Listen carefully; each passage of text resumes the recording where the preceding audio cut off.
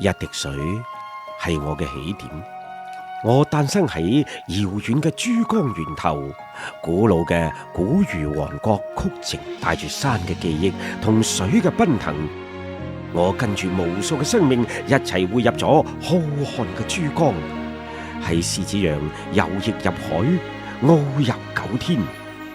當嶺南水鄉孕育嘅猶豫同嗰啲跨越山海而嚟嘅古老信仰交匯嘅時候，我就此成形。喺全運會嘅舞台上，我向世界展開咗呢一幅文化長卷。我嘅根喺番禺，而家我就帶住你踏上呢一場追尋自我嘅旅程。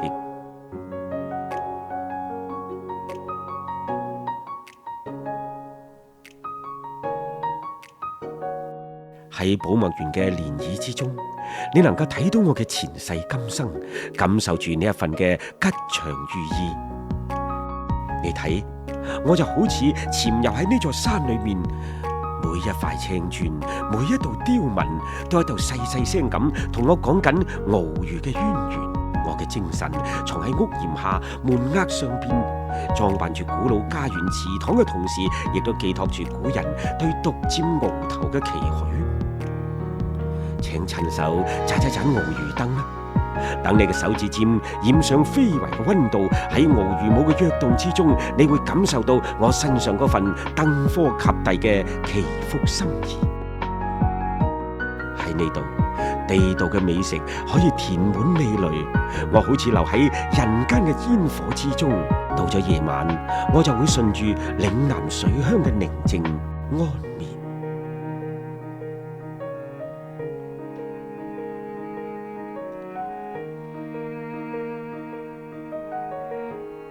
喺沙涌村嘅廣居江公祠，你可以睇到我最鮮活嘅生命力。我就係嗰股催促你力爭上游嘅非遺能量。登科需要匠心，喺呢度你將領悟到獨占鰲頭係源於對細節嘅極致磨礪。跟住我穿梭喺大嶺村獨特嘅魚骨街巷，企喺文塔之巔，你會感受到青雲直上嘅荔枝內涵。你睇，嗰份龍舟競渡嘅激情就係挑戰極限嘅力量。尋龍逐夢至此，請你喺度稍作休息。我以祥瑞之姿為你點上龍津閣嘅金榜題名，佢承載住番禺人希望自己子弟高中及第嘅百年心願，食嘅係味道，蘊含嘅係祝福。登上蓮花山，喺蓮花塔下俯瞰獅子洋。喺呢度，我嘅若浪穿雲就係你嘅乘勢而上嘅現實寫照。朝頭早睇滄海日出，帶上如躍龍門嘅美好祝願去迎接你人生嘅獨占鰲頭啦！我已經為你揭示咗嶺南文化鮮活嘅模樣。